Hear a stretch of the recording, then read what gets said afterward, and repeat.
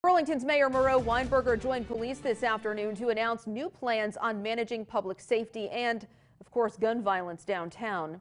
ABC 22's Matt Holderman joins us live in the newsroom with the details on those plans. Hi, Matt.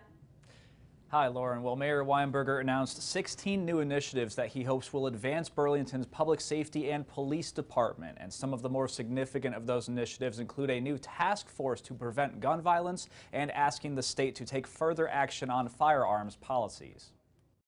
Our police department has now resolved over 80% of the shootings since 2020.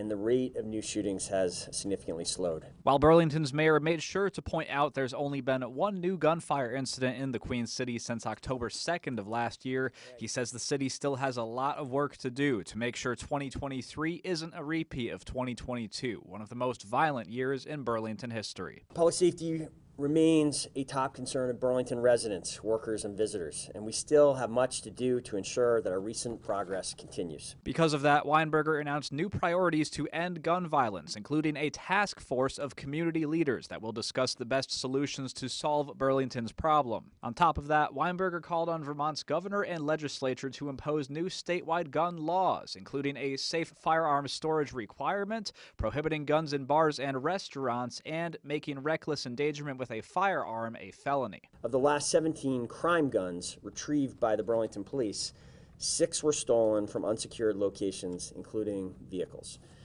And approximately 25% of the gunfire incidents over that time involved late-night bar-related violence. Another part of the plan includes a continued rebuild of the Burlington Police Department, which has lost nearly 30 officers since July of 2020. Along with that rebuild, the department hopes to make progress on policing reforms, including training from the Center for Policing Equity. We're going to be really digging into some training that allows us to talk about institutional and structural historical racism that is something that has both been that the police in many different places and at many different times have been undue authors of.